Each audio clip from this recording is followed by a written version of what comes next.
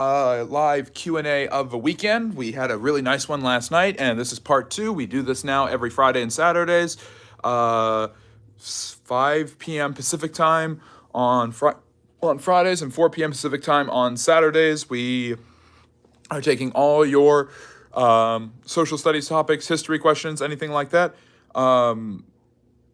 And anything you want to talk about, social studies related, social science related, geopolitics, both past and present, that is what we are here for. This channel started back in February on President's Day weekend. I just kind of had this spontaneous idea. It was actually a recommendation of my girlfriend, who said you might want to take all that history knowledge you have and start sharing it with the world so that I'm not the only one who has to listen to it. And I decided just randomly when I was out on a walk with the dogs to just do a quick video discussing the Roman Empire. And then I did another one discussing the Civil War and the Lost Cause myth. And the next morning I was amazed to find that 400 people had watched a short of mine. And I had no idea how shorts worked or how many views shorts typically got, but I just thought it was incredible that 400 people had heard me talk about history. And since then, millions of people have heard me talk about history through shorts and long form content.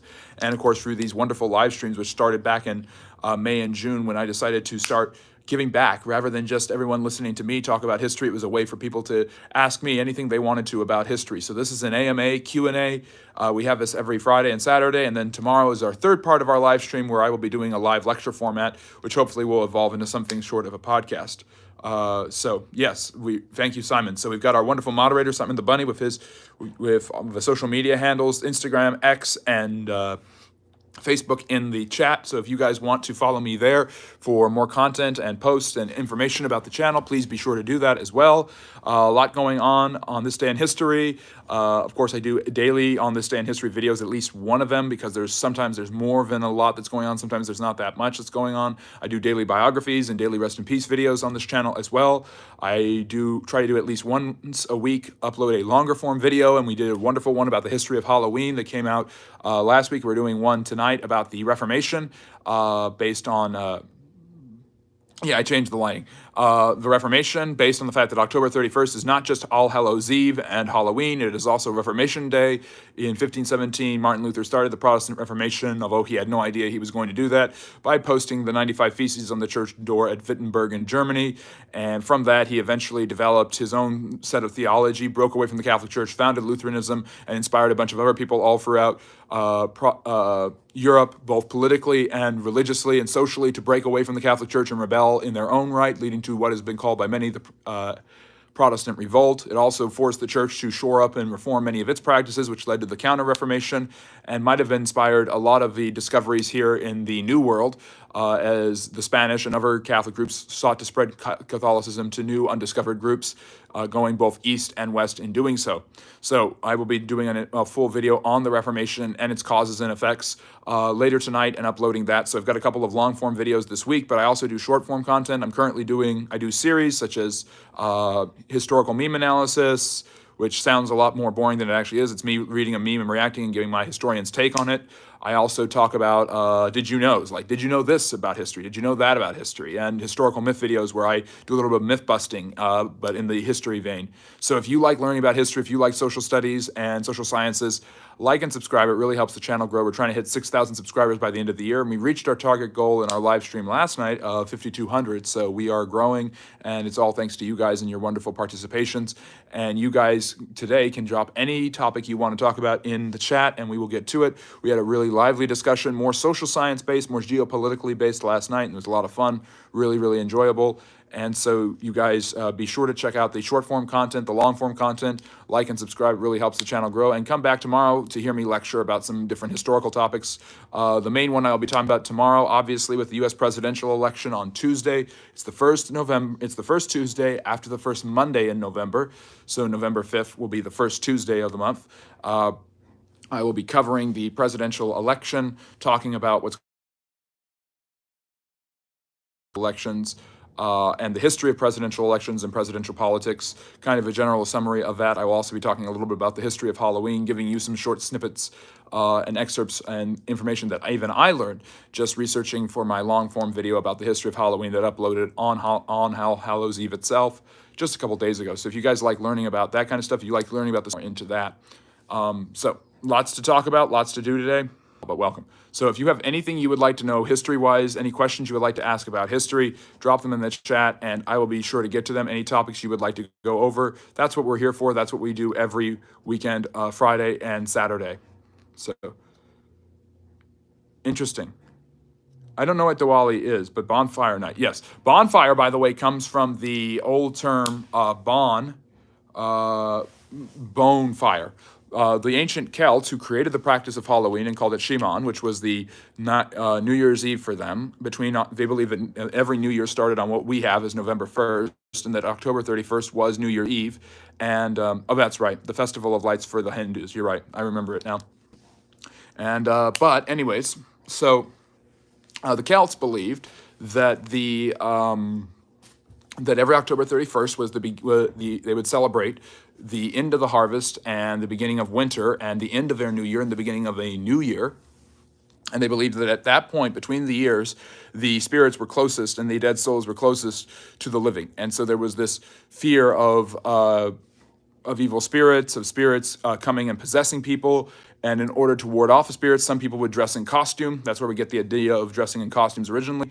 And in order to make offerings for the spirit, they would take and ask for offerings from other people. And if they did not give them what they wanted, they would commit some sort of action of violence or a trick on them. So trick-or-treating, stuff like that, that all comes from the Celtic practice of Shimon on October 31st, when they believed the spirits were closest to the living. The dead spirits were closest to the living. So Halloween has a lot of ancient pagan practices that were kind of brushed over by the church and kind of sanitized by the church, and that created more traditions such as All Hallows Eve and All Saints Day.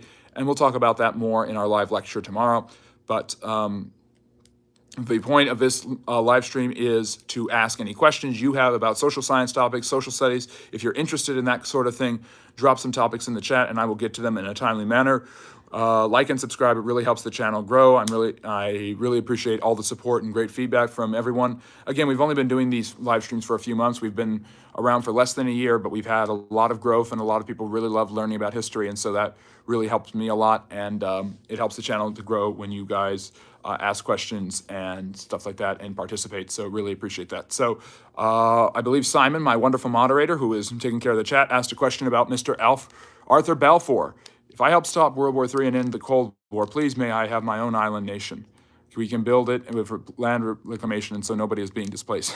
Yes, that is definitely it. So today is the anniversary in 1917 of Lord Arthur Balfour's Declaration. He was the British Foreign Secretary, and right at the end of World War I, as the British were helping Arabs and other peoples in the Middle East displace the Ottomans and overturn their control over different areas such as the Levant and Palestine and Israel, Balfour signed a declaration to Lord Rothschild where he basically said that the Jewish people who had been migrating for decades back to the Holy Land, their ancestral homeland in Israel, had a right for a Jewish state in the Holy Land that later became the State of Israel on May 14th, 1948, when the UN declared it so. So yes, that is considered one of the biggest. This is considered one of the biggest days in the Zionist movement. Zionism is a word that is thrown around a lot in these days, but basically Zionism just refers to the efforts of Jews to create a state in their ancestral homeland in the Levant and Palestine. And of course, the modern version of that is the State of Israel that has existed since 1948. This is no commentary on the Palestinians, who also have inhabited that land and also have ancestral and religious ties to that land that they continue to press for their rights and freedoms and the right to have their own state. So that is obviously very much part of it as well, and figuring those two things out has been kind of a difficulty. Mohammed, I really appreciate that. I hope you succeed with whatever you're up to right now. Thank you for liking and subscribing. Really helps the channel grow.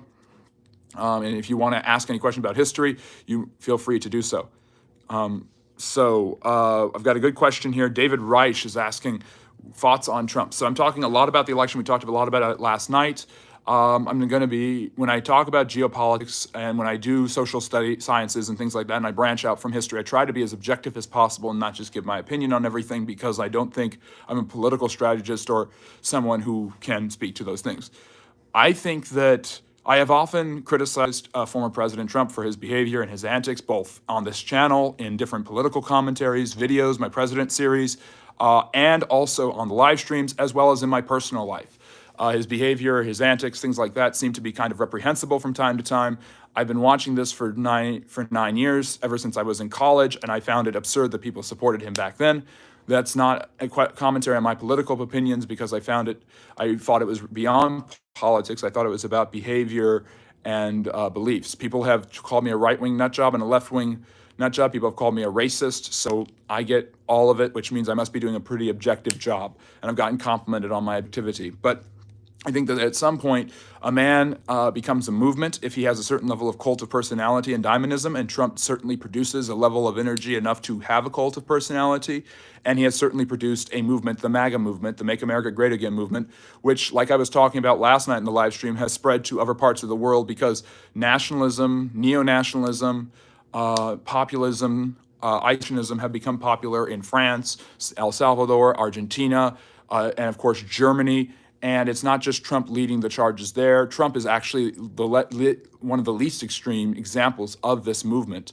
If we look at the AfD in Germany and their radical beliefs. So what are my thoughts exactly on Trump as a historian? Well, from a historian's perspective, I think that we've seen political figures like him before. I think he gives into a lot of demagoguery of promising people things that he may not be able to deliver.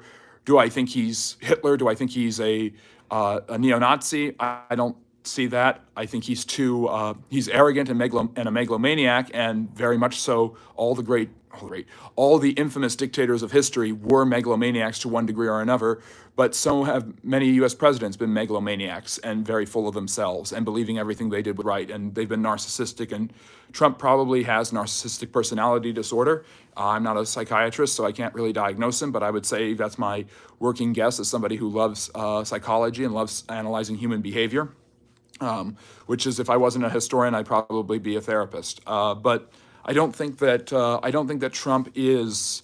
I think there's a movement around him that is very, very stridently committed to him, and they will not be happy if he loses on Tuesday night, and they will not be happy with anything the opposition does because they believe that there's a deeper level to this. And I think Trump has a very blatant and in-your-face rhetoric that's often off-putting to a lot of people. He's rude, he's insulting when he gets on Twitter, now X, he's just offensive. But at the same time, a lot of people try to pretend like he is the only problem in American politics, and it's just if he could go away, everything would return to normal. I think what he exposed was a certain level of media bias, a certain level of Hollywood and academia here in the United States working for the Democratic Party, basically on retainer from election to election. And by antagonizing them and insulting them, he became popular with certain people who didn't like the establishment, the established media, the established academia, who didn't like being told what to do by these people. And that made him more and more popular with his base. And so those forces, seeing that popularity, tended to hate him more and more. So I think Trump created and also uncovered a certain level of political animus and condescension and arrogance in the establishment that he is supposedly fighting against, be it the media, be it academia, of course, be it what he calls the deep state, the intelligence community. I'm not saying that they're wrong and he's right. I'm saying that's what I have seen been revealed as a historian, and it's been discovered and uncovered on a level we haven't seen since Teddy Roosevelt, a president that Trump tries to take after and who he compares himself to often. And Teddy Roosevelt was constantly ruffling feathers to get what he needed done. I don't think that Trump is nearly as dynamic, nearly as successful, and nearly as likable as Teddy Roosevelt, but I think there's this level of being egotistical, energetic, and obstinate that Teddy Roosevelt had, this high level of energy, and I think Trump produces it too. Teddy Roosevelt probably produced more positive energy than Trump does, however. So just somebody asked my thoughts on Trump as a historian. This is the Friendly Neighborhood History Channel on our live stream, part 2 of our weekend Q&A. Last week we had a great talk. So if you have any historical topics or social studies or social sciences you'd like to ask about, drop it in the chat, like and subscribe. Becoming a Friendly Neighborhood Historian has never been easier. All you have to do is like and subscribe. You don't even have to give me any money, although we had a very, very nice gentleman last night asking if he could donate, but we don't take donations. We may do a Patreon, but I'm not sure yet. So, anyways, so yeah, David, those are my thoughts on Trump. Not something that's totally unheard of in history, but maybe there's a new level to it. I mean, we often hear the line, history repeats. I prefer Mark Twain's history doesn't repeat, but it rhymes a lot. And I think that Trump is a rhyming demagogue in history. So Let me see. I don't know. Peanut. What do you mean? Hey, Brado, Badro, nice to see you again. Always great to have you here. I don't know what lost tribes you're referring to. I don't know where they might be. I think that there's a diaspora of the Jewish people when the Northern Kingdom and the Southern Kingdom are destroyed, and they're kind of split all over the Middle East, North Africa, and I think there's people with Jewish lineage that have no idea that they're Jewish. So, Irfan is saying, I don't think there's a solution for Palestine issue. All three religious people are claiming those lands. Yeah, I don't know if there is an easy solution to it as well. Something I haven't heard anyone anywhere say is you break it, you buy it. And Israel should rebuild Gaza right now and then find a way to create a government that is less committed to destroying them and then giving the Palestinians autonomy. And that just sounded like a really good solution. That sounded really simple. It sounded like it melded both the left and the right on the issue. It allowed for a free Palestine, but it also allows for the Israelis to make sure that they are defending themselves. And I haven't heard any political leaders say it, so there must be something horribly flawed with that strategy. But what do I know? I'm just a historian. And again, all of my comments on geopolitics are based off of historical understandings of this, because I approach everything as a historian should from a historical lens, and I try to let my politics or geopolitical preferences and ideas be influenced by understanding the history. Threshold Moment is saying it's not about behavior and beliefs, it's about actual policy, and obviously you're a person who doesn't have to worry about grocery prices because your mom and dad are taking care of you or something. Well, I appreciate that, but no, they are not. I work full-time. This is not my full-time gig, although I would love it if you liked and subscribed and helped me get monetized so it could become my full-time gig. And I've heard this argument for 9 years that Trump has this and that about him, and who cares about his personality because his beliefs are what matter. I don't think any of the founding fathers ever fought about only policy. They fought about personality and principle as well as political ideas. And of course, political ideas have to work, and some of Trump's political ideas seem to work very well when he was president the first time. So we know what those political policies are like, so we are used to that. There's obviously this baggage that is carried around by his behavior that turns off a lot of people. I'm saying I find that behavior to be uproariously annoying sometimes. I am not saying anything about his policy, and there are a lot of people, good people, who are going to vote for him, kind of tuning out that behavior and that noise, just focused on policy. And Threshold, it sounds like you might be one of those people, and I don't fault you at all for that. I understand that argument.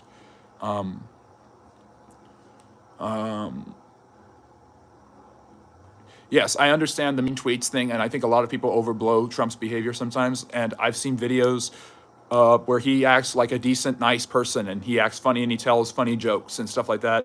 And guess what? That's what his campaign is doing. That's how they're propping him up. The Harris campaign is doing the same thing. They're trying to make these people look as normal as possible.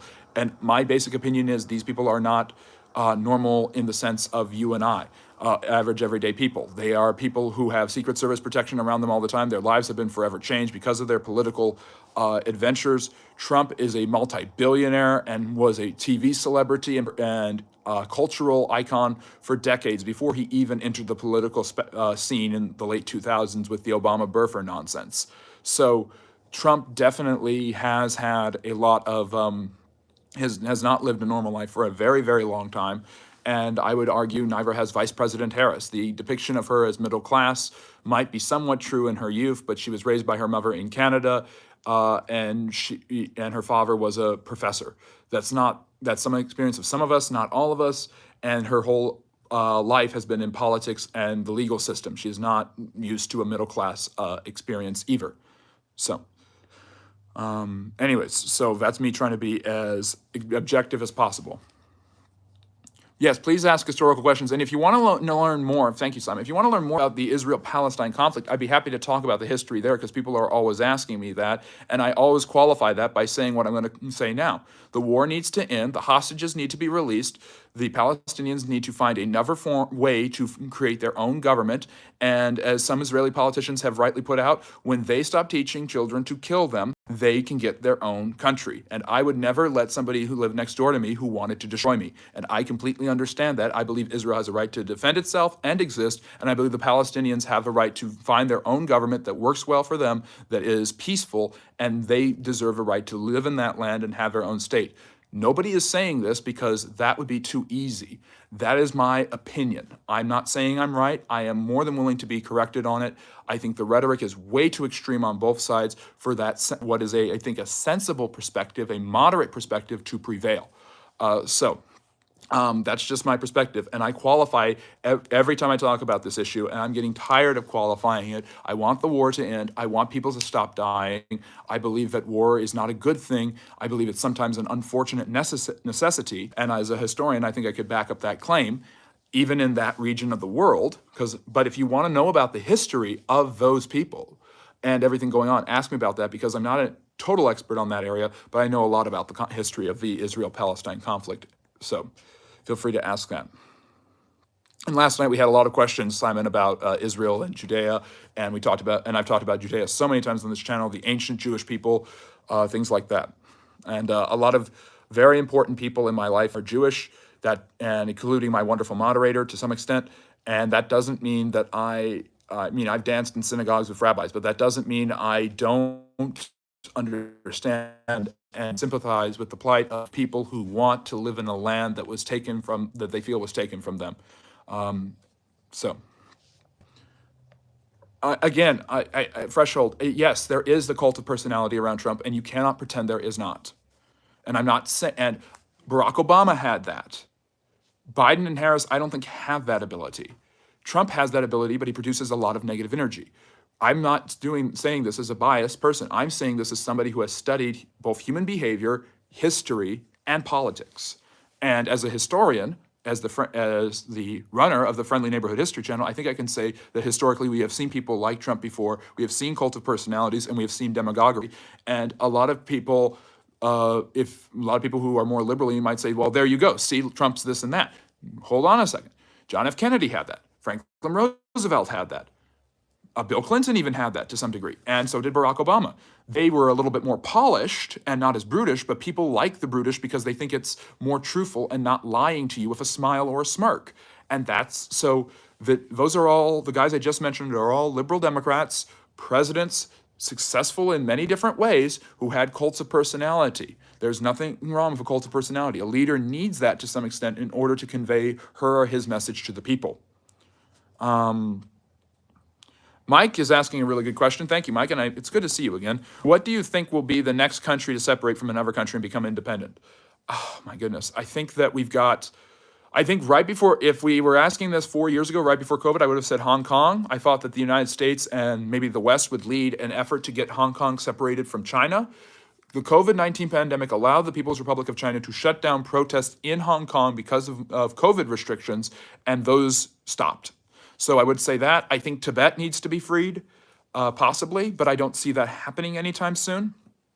I'm not quite sure. If I had to bet just on what's going on, I would say, it's a hard one for me to say. My best bet would be Tibet or Hong Kong, one of those two, because I would say Palestine, but I don't see a two-state solution right now with all the vitriol and violence and destruction. Hello, welcome from Puerto Rico. Welcome. Good to have you here. Wonderful island, the rich port. That's what it literally translates to. And the part of the Spanish Empire for 4 centuries before the United States liberated, quote unquote, put it under new management in 1898. Wonderful place. Breeze, welcome. Good to have you. From the UK, great. I love having people from the UK. My moderator is from the UK. We have so many great people from England and all over the world, Finland, India, Sweden, Switzerland, Russia. I've seen it all, and you guys are so great. I really appreciate you guys coming to the channel and asking so many great questions. So anyways, yes, Stephen, you're absolutely right. It's a necessity in any policies. Let's see. Threshold is saying your biases are not ingrained or rooted in factual policy truth. It's all about behavior and antics and feelings according to you. I don't appreciate that because I haven't said one darn thing about policy. I am not going to tell you what my opinion is about illegal immigration and undocumented workers and undocumented migrants. I'm not going to tell you what my opinion is on certain things. I can tell you what history tells us as a historian, but I'm going to talk. But I commented. People asked, "What are my thoughts on Donald Trump?" I said that some of his policies I thought were successful. That's a political perspective. However, as a historian, I think there was some success during the Trump presidency. As a historian, I look at contemporary history, and Trump's first term is, yes, in contemporary history. And I look at long-term history, and I look at the historical patterns, and I see plenty of them with Trump related to demagoguery and strong leadership or aggressive behavior. So I'm talking about personality, yes. Louis is saying, last night we were talking about Israel. What's your take on Trump moving our embassy to Jerusalem? Moving our embassy? You mean the U.S. embassy? Okay, so Trump did something that American presidents had promised to, and since Reagan, and had not done. I was talking about this a little bit last night on the chat, how Israel, so in Russia, when Napoleon invades Russia in 1812, I know it sounds like I'm not answering, but I am, and I'm giving some history. So if you like and enjoy history, like and subscribe, drop some comments and topics in the chat, and I'll get to them when I can. I'm going down, so it's going to take a while, but Simon's doing a great job, as he always does, handling it. But anyways, Napoleon invades Russia in 1812 because Tsar Alexander the Great breaks his treaty and ends his embargo with Great Britain, Napoleon's nemesis. Napoleon gets all the way to Moscow. And when he gets to Moscow, he is greeted by a surprise. The city is burned to the ground by the Russian people, and he's forced to retreat. And obviously, that's where the disaster starts for him. And he's eventually thrown out of power, just to return and be beaten at Waterloo and thrown out of power again. However, what's really interesting is that Moscow was not the capital of Russia, of the Russian Empire, when Napoleon invaded in 1812. It was St. Petersburg.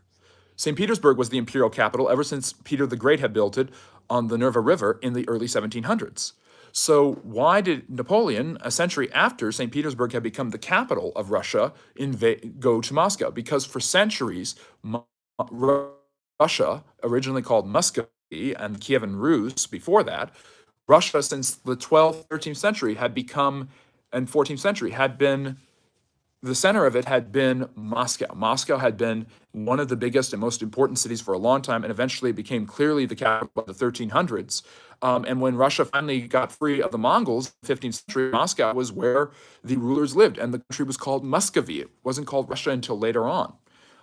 So when Napoleon attacked, he went for the spiritual and cultural capital of the Russian people, which is now, again, the political capital today, and he went to Moscow.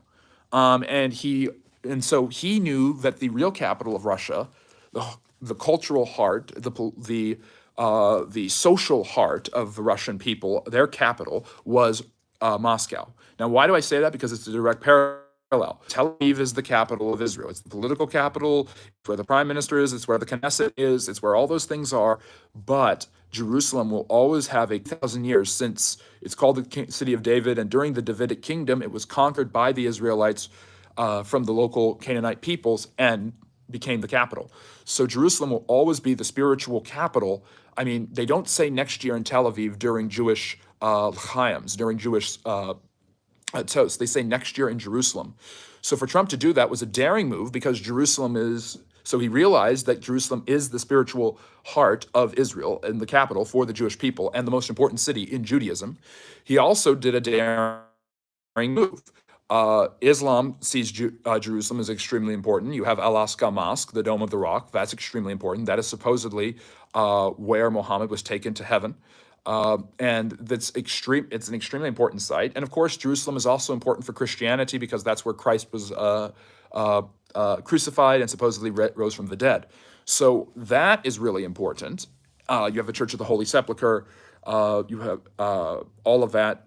But Trump went beyond that and affirmed the Jews as the original cultural heirs of that city. And so it might have looked bad when striving for world peace and striving for acknowledging the Palestinians and their right to that land and the Muslims and their right to that land. But it actually was a very daring move that other presidents had said they were going to do and did not do. I'm not saying that it was, I said daring. I'm not using that in any positive or negative light. I am saying that it was bold.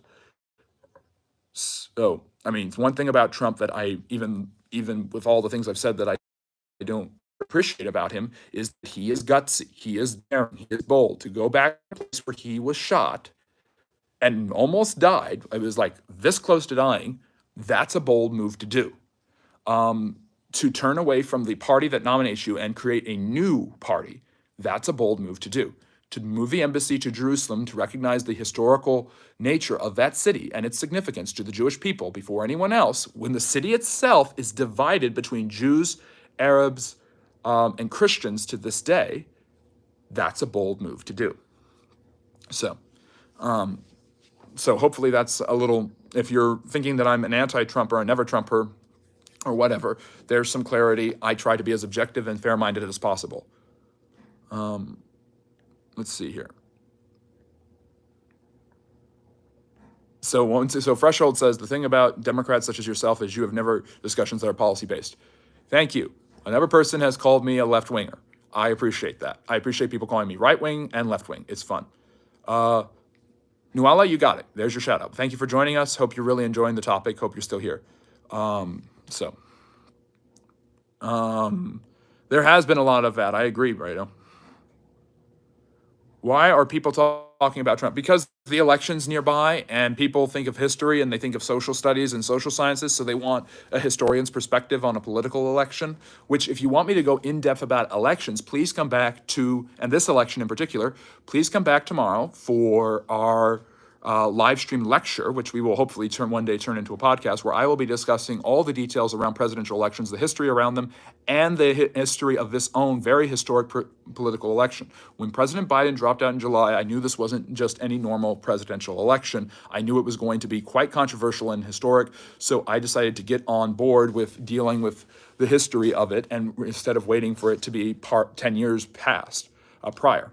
Trump getting shot, Kamala being nominated, Trump being convicted of, that and being called a felon. All of that stuff made me realize that this is something historic that's going on, and I needed to comment it on a historian. I do a weekly This Week in Politics video where I discuss what both sides are doing. I have one coming out either today or tomorrow that we'll discuss this last week, and then my final one will be next week discussing the end of the presidential race and the final results. And I will be making another full-length video on Monday where I will be doing a screencast and I will be predicting who's going to win using one of those maps you might have seen on other channels. Again, trying to be as objective as possible, trying to bring a historian spin to this historic year. So.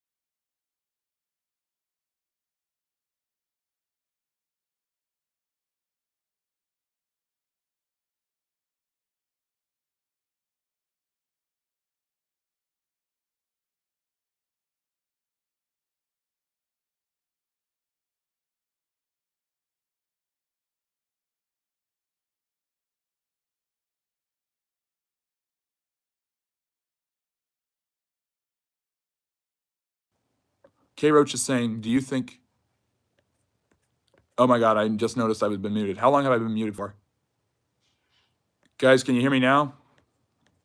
Oh, shoot. Sorry about that.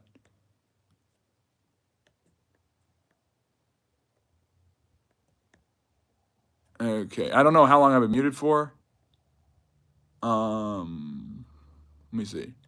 Trying to catch up with the chat.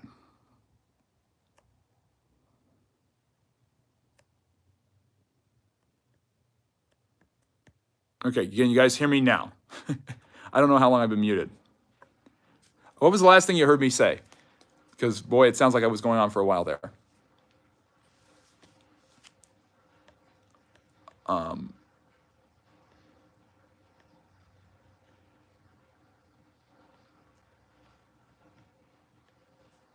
I don't know when I guess I was scrolling down and I accidentally hit it. Can you guys hear me now? We're all good to go, right? Basically, I was just, oh geez, 2 to 3 minutes. Boy, I'm not going to go back and go through that entire thing. But basically, all I was saying is things are very divided politically. This is the Friendly Neighborhood History channel. Hope you enjoy learning about historical topics, or in this case, geopolitics and social sciences. I hope you guys heard what I had to say about Israel and my answer to the question about Trump and the embassy, as well as the other things going on there. Let's see. Simon, what was the last thing I was talking about that everyone heard? Is there somebody in the chat named JD's Couch, as in JD Vance and the couch meme? Oh my God. God, politics is just such a mess. This is why I'm a historian. This is why I like to do history. But Simon, what was the last thing you heard me say before we got muted, before we got disconnected? Sorry about that, guys. We have technical issues from time to time, but I'm glad you're all here. Hope you're enjoying the historical content and all of the vibes, the social studies, social science vibes, all of that great stuff. And I don't know what Threshold's doing, but he seems like he's been on quite the little rant. Let's see. Hello, welcome from Nigeria. Great to see you. Dantas, you left one of the nicest comments on my video about Halloween, which you guys should go check out. I have a full-length video about the history of Halloween that dropped on All Hallows Eve evening. But yeah, it's so good to see you. You left the nicest chat and comment. I really appreciate you.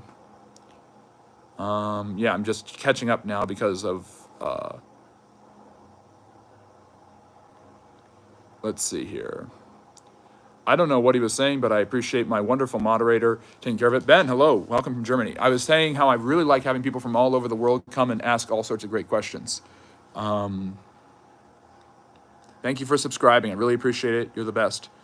There is no Palestine. Well, okay. Where does Palestine come from?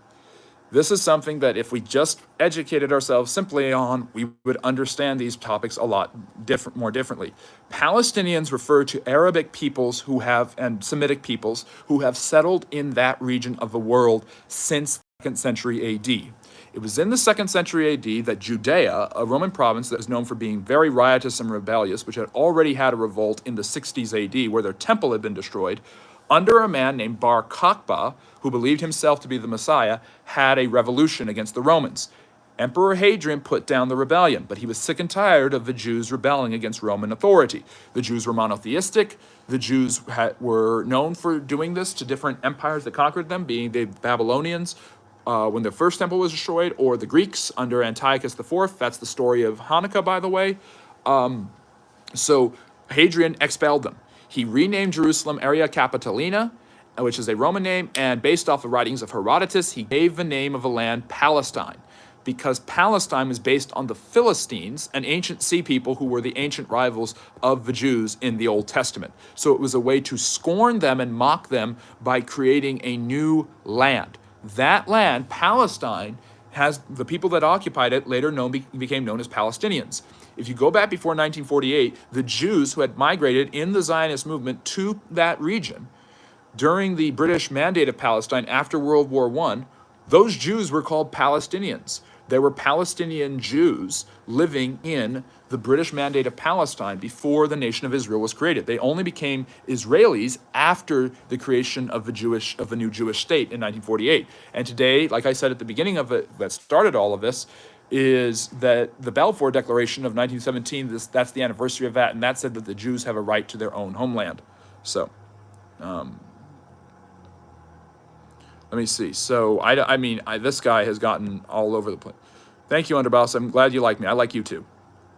Sigma, you are really Sigma for saying that. You so much. How much money is enough to live, Art? I don't know. That's always changing, and it always seems to get to be more, never enough. Okay, I'm doing my best. I'm trying to be as objective as possible about politics without bantering. I just love how we have somebody named JD's Couch, and we had so much nonsense going on from so many different people, from Threshold and stuff like that. Now Threshold's doing angry spamming where you know that you're losing an argument and you're not putting up good points and you're not actually engaging correctly when everything is capitalized. If somebody starts capitalizing everything, they're probably wrong. Probably. Anyways, so let's see here. And besides, we're the Friendly Neighborhood History channel. We are not going to capitalize every single last thing. So we've got through the muting. It's great to see you. Hope you're having a great Saturday evening. Welcome to the Friendly Neighborhood History channel. What country are you from? So I try to keep quiet about my personal life as much as possible. I'm from the United States. The United States is big enough where you can guess, and people all the time have different things. I'll give you a hint. I always give Eastern Standard Times for when the chats are starting. So,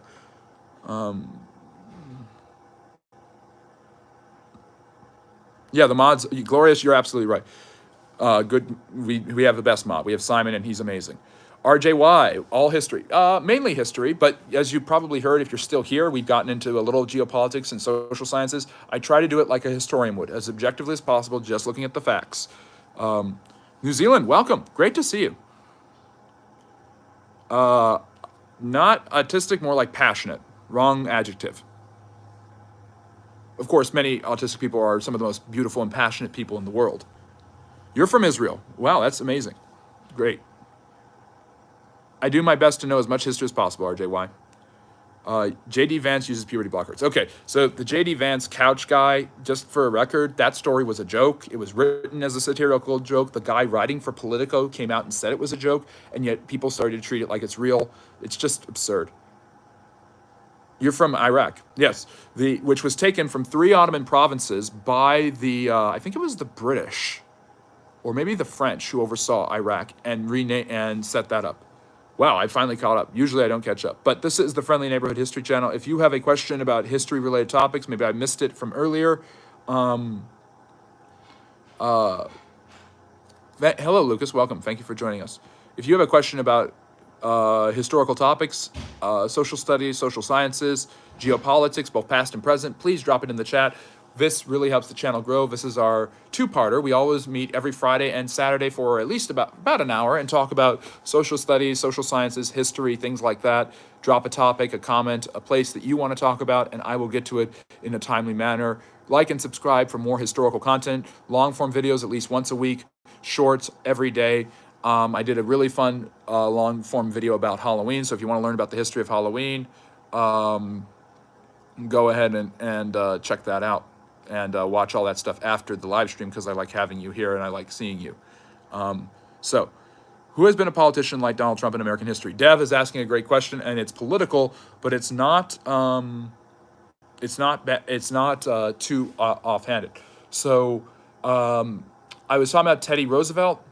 Please, did everyone hear me talk about Teddy Roosevelt and the similarities between Teddy Roosevelt and Trump? Or was that when I was doing my little rebellious phase where I was muted?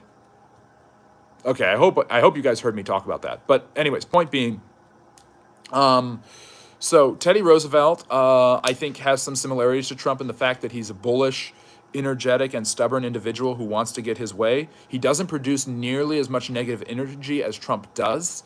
However, if you look at Teddy Roosevelt, he fought about what he felt was best and tried to get that done and tried to make it work no matter what. And I think Trump kind of has that ability. I think presidentially, comparing him to Richard Nixon is a little bit unfair because their personalities are totally different and so are many of their policies. The comparison to Nixon often comes from people who are libeling Trump and really just want to just trash Trump because Nixon and Watergate and all of that. That's interesting. So you are Aramaic and Semitic. So you are not Iraqi. You're not Arabic. That's fascinating. But Dev, I think the president that gets compared the most to Trump, and I think this one is accurate, is Andrew Jackson. Jackson was stubborn. He was bullheaded. He would say very insulting and mean things about his political opponents and anyone who kind of got in his way. and he did everything in his power to get what he wanted when he wanted it. He also had a very strong sense of public duty. He believed that what he was doing was right, even when it was clearly wrong. And sometimes he was right about things that everybody thought he was wrong about. And he was also very self-righteous, but also very determined to do his best to make America as good as possible. Extremely patriotic, extremely dedicated, very nationalistic, with a penchant for nativism and isolationism. And I think Andrew Jackson and Trump have a lot in common. They're both kind of irascible, but they're both larger-than-life personalities that no one can ignore. So, do I love Trump or Biden? I mean, I love all humans, generally speaking, but I'm not going to say one or the other, and Biden's not even running anymore. And that's something that kind of astounds me about this presidential election as a historian. From a historian's perspective, we've had presidential candidates drop out. The last one was in 1968 when Lyndon Johnson dropped out so his vice president Hubert Humphrey could lose to Richard Nixon in the midst of the MLK assassination, the RFK assassination, and the Vietnam War. What we have now that's just, I think, crazy is it's basically everyone's pretending that Joe Biden didn't run at all this year and that Kamala Harris just got nominated. And that was just a normal process, and everything is normal and status quo. And there's no way to look at this election from either side and say this is normal status quo American politics. There has to be an understanding of real changes to political structures and political machine works for us to really be able to accept that. We can't really squint and bend over backwards and stand on our heads and say that.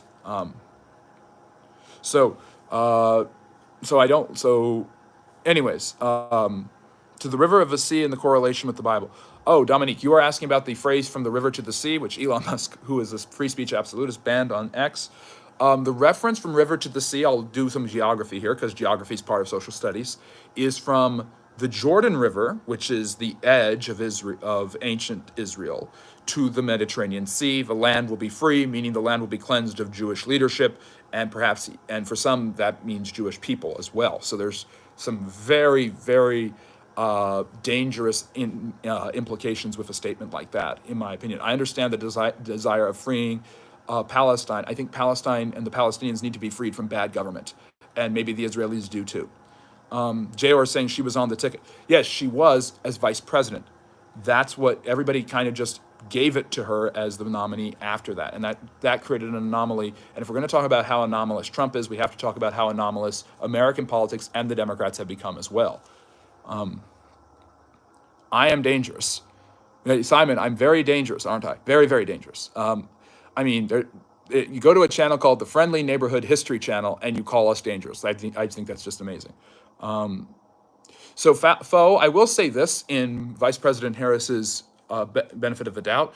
Most presidential politics in the 19th century was determined by conventions and by delegates and by things similar to kind of what the Democrats did. They just kind of did a rush, haphazard, ad hoc version of that in this past election year. But we've had a consistent primary system in the United States for decades. And it has become more and more democratic, as in people voting directly for their nominees. But the fact that didn't happen, and there was no explanation as to why it didn't happen, because this was done so late by President Biden in his decision to drop out, which, according to what I've read, to the last minute, he didn't want to drop out. That's why we have these anomalies. So, yes, thank you, Simon. We're going to have a field day. Please tune in at 4 p.m. tomorrow for the lecture portion, where I will be talking about the different presidential elections. I won't really be answering questions. That's the third part of our weekend live stream, where we are talking about topics that I want to talk about. This is my way to give back to you by letting you guys come and ask me any social studies, historical questions you'd like. But tomorrow, it's more lecture format. I'll be talking about the history of presidential politics and elections, 4 p.m. Eastern Standard Time. I believe 9 p.m. in jolly old England. So, but let's see here. We're getting some great questions. So I am not dangerous. You're better than the news. That's a great compliment. I really appreciate that. I try to be as objective as possible. If I'm wrong, I say that I'm wrong. Those two things make me very different than the news, which is what the news was supposed to be, but is not anymore. J.R. was saying he was like at death's door. It was a given that the vice president could be more likely to take over after his more likely death. He wasn't at death's door. Nobody thought that, and for months people told us he was fine.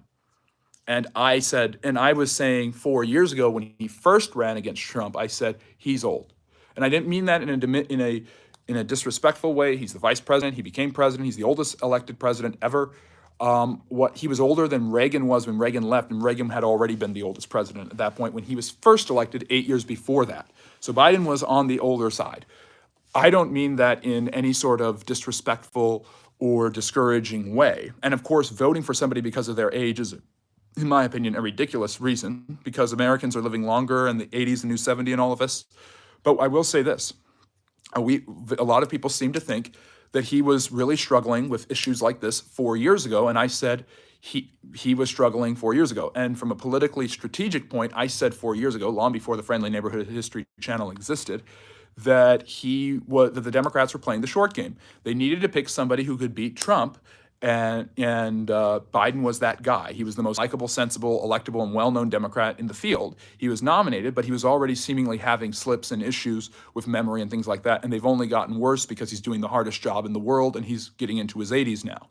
So I don't think that I appreciate you being honest about that, JR, but I didn't see, but no one was honest about that. And people were saying he was perfectly fine until basically that debate in June where Trump trounced him and Biden seemed to be completely lost.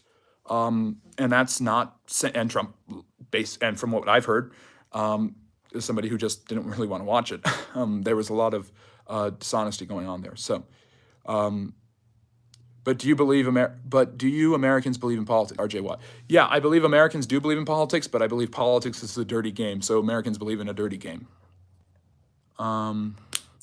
So now we're getting a really good question here from Simon the Bunny. Has the U.S. always been a two-party political system? Yes. Well, to some extent, yes. So that's a great question, getting us away from the politics and more into the history. And I'll be talking about this more tomorrow on the live stream at 4 o'clock Eastern Standard Time for our live stream lecture. But the United States has, throughout its history, had two major political parties, with some third parties being able to do a little bit of damage here and there. And you could argue that the political parties of the 1790s are the political parties of today, just with different visions and different ideas and obviously different technology and things like that. George Washington, when he became president, warned against political parties. And I would argue that Washington was right. I would argue that maybe there should be one political party, but with different ideas and beliefs in it, where people work together for a common goal, the American Party, if we want to call it that. But Washington, that's never going to happen. That's extremely idealistic because look at how badly divided it is. We're reaching a level of high political polarization since we haven't seen since the 1960s. It's been worse. Obviously, the 1860s, the political polarization was so bad, it split the entire country apart and we had the Civil War. But anyways, so Simon, that's a great question. As soon as Washington is out, the political parties step in. John Adams and Alexander Hamilton lead the Federalists, who believe that the government needs to be more involved with handling certain economic affairs and monitoring the status quo and security of the nation. And that's versus the Democratic Republican Party led by Thomas Jefferson and James Madison. Jefferson, of course, the writer of the Declaration of Independence. And they believed in kind of more what we call classical liberalism, individual freedom, kind of libertarian-like ideas. And so you believe that the government should not be involved in personal affairs as much, should not be involved in economics, and people should be kind of given maximum freedoms. So you had those two ideologies competing and changing and shifting and adjusting based on the context, and that carries through. So the Democratic Republicans eventually kind of morph into the Democrats of the Andrew Jackson era, although Jefferson hated Jackson and thought he was stupid. And the Federalists kind of merge into what's called the National Republican Party. And these two parties duke it out in the 1830s, but no one can really stop the Democrats. They're a political machine with Andrew Jackson at the helm. And so they're going to be really dangerous and no one's going to be able to stop them. Then after that, you have the emergence of the Whig Party based on the English Whig Party, who were Whigs. And these people are going to be more interested in big business interests and things like that. They're going to be ambivalent about the growing political issue of slavery, where the Democrats are pretty open to the idea of slavery continuing as long as people are not beating their slaves, which, by the way, throughout all of human history was the general consensual knowledge. But the rising tide of abolitionism is going to lead the Whigs to eventually break off with some Northern Democrats who don't like slavery and form the Republican Party. And that's in 1855, 56. And that becomes, so it's the Republicans and the Democrats ever since then, with the Progressive Party, the Bull Moose Party that Teddy Roosevelt ran for as a third party in 1912. He got shot and survived, and not only survived, but didn't go to the hospital until he finished giving his speech. Kind of a similar parallel to Trump. I don't know. Trump didn't finish his speech, but he did the famous fight thing, in the picture. But anyways, so there's those two political parties that have had the Democrats about 2 centuries, the Republicans about 170 years to build up their finance, their base, and everything. And there's been the Populist Party, the Progressive Party, the Prohibition Party. There was a party throughout most of the 19th century where their one single issue was getting rid of alcohol, and that's why there's not a Prohibition Party today, because Prohibition was tried and it didn't work. You don't see the Green and Libertarian parties emerging until the 1990s. You see some strong third-party showings. Robert La Follette in 1924 runs as a progressive. He's a former Republican. Teddy Roosevelt in 1912. Henry Wallace is a socialist progressive in 1948. John Anderson as an independent moderate in 1980 against Reagan, who's a Republican, and Carter, who's a Democrat. Ross Perot in 1992 and in 1996 is kind of a libertarian-minded independent. And of course, and then Ralph Nader, who supposedly cost Al Gore the election in 2000. So you've had these three third parties who kind of are focusing on niche things or have a totally different way of looking at things. The Green and the Libertarians are the most common. Then you also have the development of single issue parties like the Prohibition Party or the Votes for Women Party, which nominated the first woman for president in 1876. But mainly, Simon, it's been the Republicans and the Democrats dominating the news cycles, dominating the elections, dominating the state and federal congressional chambers. So, Dev's asking, do you believe that technology has revived? So I hope you answered your question, Simon. If you liked what you heard, if you like learning about different types of history, and if you like learning about the history of the United States, like and subscribe, and go check out my my short video series on the U.S. presidents. That's a fun one. Do you believe that technology has revived the historical perception in a lively, present, and contemporary way? People are fighting to revive the glory of their dream. It's been seen in many countries. Yes, I think like many things with the internet and things like that, and now AI, we have access to historical knowledge and information that was never before seen. And of course, it's allowing me to do this with you right now, talk to you, whoever you are in the world, and bring you all sorts of interesting goodies about history, and you bring me all sorts of amazing questions about history, and hopefully you like and subscribe to become a friendly neighborhood historian. There's all sorts of incredible information out there at the tip of our fingers. The application of that knowledge seems to be lacking. People learn historical facts, then they just give the facts. And I know I'm guilty of this. I have my 5 and 15 videos where I just read really, really fast, Ben Shapiro levels on steroids, giving you different historical information. That's something that people do. But there's also application and understanding, and there's people who do deeper interpretation of the information and application of it, and I really appreciate them. Liz is asking, how has the past of Kenya ended up with current politics? So Kenya, I believe, is one of the first countries freed from the British. It was one of their most important colonies in Africa. Belisarius, one of my great subscribers, asked me to talk about the scramble for Africa. In the 1880s, the Europeans, under the direction of German Chancellor Otto von Bismarck, who basically created the modern state of Germany, divide up Africa without the consent of the natives, and Britain takes a large portion of the east and south, the French take the west, the Germans and Italians and Portuguese and Spanish get in there and take some things as well. Russia is notoriously left out, which will make them upset, as are the Austro-Hungarians. But basically, Kenya is freed in the early 1960s. I don't know much beyond that. I know I'm thinking about it. I'm blanking on the name. There's a lot of power vacuums and strongmen, kleptocrats, dictators pushing through and taking over in different places, and that does kind of happen in Kenya a little bit. I'm trying to remember the name of it. There was a particular movement that was particularly virulent.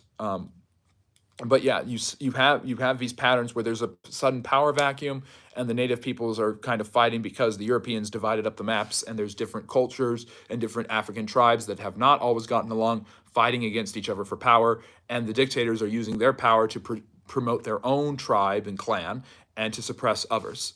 So I'm not a huge expert on Kenya, and its recent history, but I know a little bit about that, and that's a common trend, unfortunately, in a lot of parts of Africa.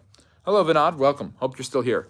Can you think of any? Foul Fox is asking. Can you think of any other extraordinary elections in other countries that can stand out? That's any standout that is interesting. I talked about it last night. I think we're seeing a lot of them now. Javier Milei becoming the first official libertarian president in the world in Argentina.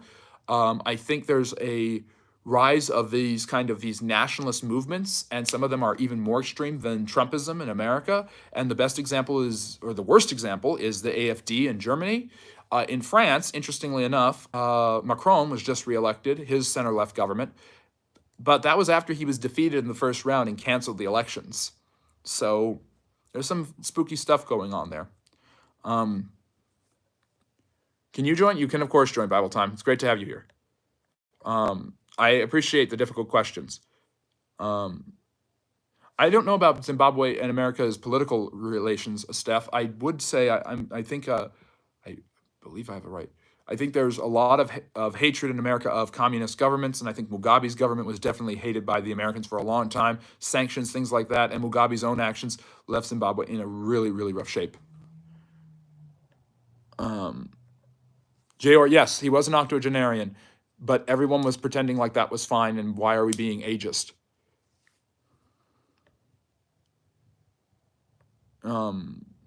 Yeah, any further questions may not be answered. Yeah, we're at 61 minutes. I'm going to see and try to get through as much as I can. But if you don't get your question answered, please come back tomorrow, and I will actually make time tomorrow, even though it's a lecture, to answer some of those questions. Just drop them in the chat. I know some of you have been very loyal in listening to me talk about a lot of great stuff, and I really appreciate you guys. Okay, RJY is saying trust in God, no Trump or Kamala. Yeah, a lot of people at this point don't have any desire to trust in the political leaders, and a lot of people have given up on the two-party system. JC is saying, do you support transgender in sports? I don't know what you mean by that. I'm not going to give my perspective about transgender people participating in sports of either their biological birth or the birth of the sex that they think they are. Yeah, we've got a lot of viewers. We had a lot of fun. How do you feel about Lincoln's? It means a lot to us. It really does. Simon, you are the best moderator in the history of moderators. You and Matt and Rodolfo do such a great job. I really appreciate all of you. How do you feel about Lincoln suspending habeas corpus during the Civil War? Okay, so this is something, I really hate this, but it's a great question, K. Roach. It's not a bad question, but I really hate the people who try to really chip away at Lincoln's legacy by, he got rid of habeas corpus, he did this and that, he was a dictator. Look at every single war in American history. What president hasn't taken on power that he didn't otherwise have?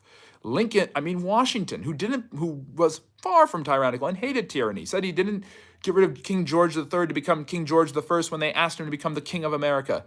He put down the Whiskey Rebellion by raising an army and crushing them, using his presidential power. The presidential executive office is styled on the Roman dictators of old. The Roman dictators of old would seize emergency, they were proconsuls, not dictators. They would seize dictatorial power, that's where we get dictator from, and they would use that to, usually as commander-in-chief, to raise an army and defeat barbarian invaders. Then they would relinquish that power back to the Republic and the Senate in particular. So Lincoln took on emergency powers. He got rid of habeas corpus in the midst of a war. He did it, and he's been criticized for it, and he probably shouldn't have done it. But better safe than sorry. I believe it was an error on the side of caution for Lincoln. Dev is asking a good philosophical question. We love philosophy on the channel too, so it's part of the social sciences. Whose political idea Mr. Trump is following? Is this Machiavelli? Is he Machiavellian? He's a little Machiavellian. Machiavelli is Niccolo Machiavelli, who I've talked about on the channel before, is an Italian philosopher of the Renaissance and humanist era who basically believes that leaders need to be cruel and cold and calculating in order to get what they want. And I think Trump, as a businessman, knows how to do that, because a lot of business people are not nice people. Some of them are. But I think he knows how to do that, and I think he is able to do that. And I think that Trump, a lot of people think because he says such outrageous things that he's stupid. And something that's maybe dangerous and maybe not dangerous, maybe it's good, is how intelligent Trump actually is. He's actually quite bright, and he uses the situation to his advantage oftentimes. I mean, doing the garbage man thing, The McDonald's thing. The guy knows how to work a room, and he knows that that the best thing to do to win, at least in his mind, because he's such a megalomaniac, is get attention off of his opponent and onto him. The more people are hearing about Trump, even if they don't like him, the better it is. Ooh, yeah, Louis, Adams and Jefferson's relationship. Adams and Jefferson were friends. Jefferson is actually recommended to write the Declaration of Independence by Adams. They were political friends until they worked in Washington's cabinet. Adams is vice president, Jefferson is secretary of state. They couldn't be more politically different for their vision of America, but they believed firmly in the goodness of the American experiment, in giving, in sacrificing for their country. They were patriotic, and they ran against each other twice. 1796, Adams barely wins, and in 1800, Adams loses to Jefferson. And they both really had some really nasty exchanges during those two elections. I believe it was Jefferson who called Adams a sequential hermaphrodite, meaning you think politics is dirty now? It's always been that way. Meaning Adams would change genders. Just some outrageous things were said about the other, some very hurtful things, and they didn't speak. Adams refused to attend Jefferson's inauguration. Adams was pretty petulant at times, despite being the second president, the creator of the American Navy, and one of the heroes of the American Revolution, at least on the political side. Jefferson and Adams did not talk during Jefferson's presidency, but resumed their friendship in the 1810s and wrote letters to each other until their deaths. Now, they both died on July 4th, 1826, 50 years after the Declaration of Independence went into effect to the day. Jefferson died at Monticello, Adams in Massachusetts, and supposedly Adams' last words were, "Jefferson still lives," even though Jefferson had died. They both died on the same day, 50 years after they had both, about 50 years after they had both signed the Declaration of Independence. Now, how's that for kind of creepy, spooky history stuff? Hello, Anne. Welcome. Thank you for joining us. Why not create a third party? Because they don't get anywhere. That's the thing. Americans give up on third parties, even though they're common in Germany, England, in France, Israel. You have up front, you have a group, a coalition of different parties that do things. Hello, Colin. Welcome. For question for friendly historian. Oh my goodness, who is the greatest historian in the world? I mean, I don't know every historian. I haven't read every historian. I want to be cheeky and say it's the one I'm reading right now. Lucy Wooden's book on the Tudors is really, really good. She's really great. Anne Applebaum is obviously an extremely important historian for me as somebody who studies Russian history. Richard Pipes, who has passed away, the late Richard Pipes, very influential for me reading Russian history. I'm going to look at some others, over conquest, things like that. So, Sean McKeon wrote a great book about the Russian Revolution. That's my area of expertise, so that's the area I've read the most about. If you're going to read about World War II, you need to read A.G.P. Taylor and some of the others. So there's a lot. I don't know who's the greatest right now. Yeah, Rashad, a lot of people would vote for that, but a lot of people really wouldn't.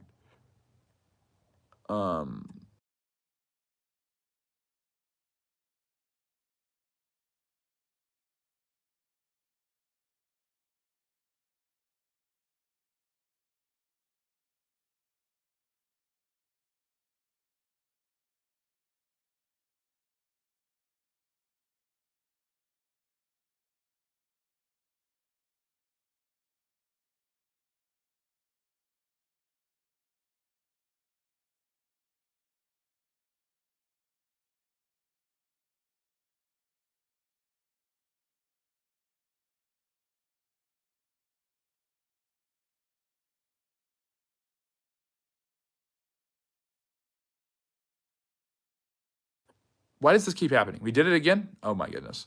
Okay, sorry. Let's see. I hope I answered did you guys hear me finish about Jefferson and Adams? I hope you did. Maybe it's when I'm moving down, I accidentally, when I'm scrolling up, I hit the mute button. I don't know who the greatest, but if you didn't hear me answer the greatest historian in the world, I don't know who it is.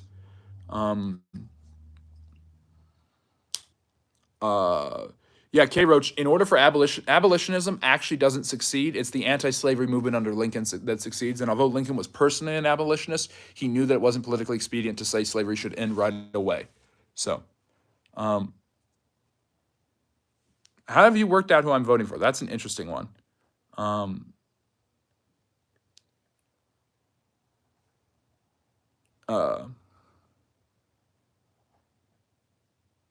I'm glad you're having a great weekend. I hope you are having a great weekend too.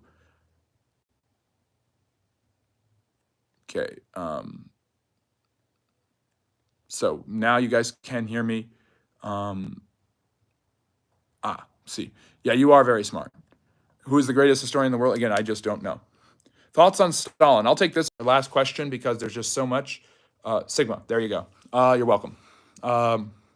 So I'm sorry about the technical issues. I'll try not to mute myself tomorrow or next week when we do this live Q&A. And I love answering everyone's questions. And if you guys did not get your questions answered, come tomorrow, listen to me talk for a little bit about U.S. presidential elections and the history of Halloween. And then maybe at the end, drop a question in and I'll take it. So should be able to get through it. Well, I hope you enjoyed this live Cafe. Sugar Cat. We're definitely glad to have you. And if you love learning about social studies and history, maybe you should like and subscribe. Join the friendly neighborhood historians around you again. I never heard of that. I do not know what those are. But anyways, I shouldn't be muted anymore. So let's see here. Thoughts. So I wonder is asking thoughts on Stalin.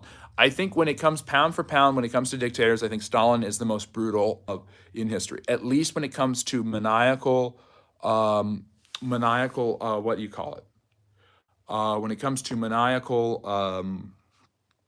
paranoia and also just instituting his policy with no regard for humanity around him in the most utilitarian of fashion and the most brutal and repressive that mixes paranoia with the most radical elements of his own ideology because Stalin believed himself to be an extremely committed Marxist.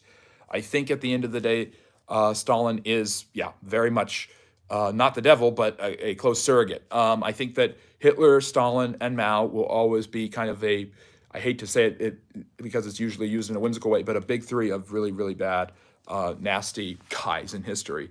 And they all came from the 20th century, and they all came from radical ideology, fascism, and Nazism, and Marxism, and Maoism. So, yes. Ooh, Matt's asking, I'll take this one because I like this question. Matt's asking, what's your favorite history subject? I think the history of Eastern Europe and Russia, that's where my expertise is in. And I was mentioning some of the historians, Sean McKeon, Richard Pipes, Ann Applebaum. Check them out. They're fantastic. And Otter, I've always got to answer your questions because you have asked such great ones. It's always great to see you. Why did Federal Reserve shift tactics during stagflation? What did the shift their focus? So most of it is because of Nixon taking America off of the silver standard and implementing price controls. And there seems to be a lot of economic uncertainty throughout the rest of the world. You have the energy crisis in the mid-70s with OPEC. You have political upheaval in Iran. You have all of these issues that basically makes the Americans push for more austere economic measures. And so and they continually struggle throughout the 70s to deal with this. Yeah, I think that K. Roach, I think Pol Pot is obviously on that list because proportionally, Pol Pot and the Khmer Rouge during the killing fields killed more people proportionally than any other dictator in history over the amount of time. Proportionally.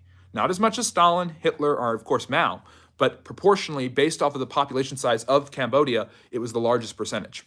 So, and Ho Chi Minh, I see him more as a revolutionary. He did do some of that, but not nearly to the scale as a Stalin or a Mao. Who owns the media? The people who pay for the media, the people who donate, the people who sponsor, the companies and corporations that are pushing their agendas and their ideas.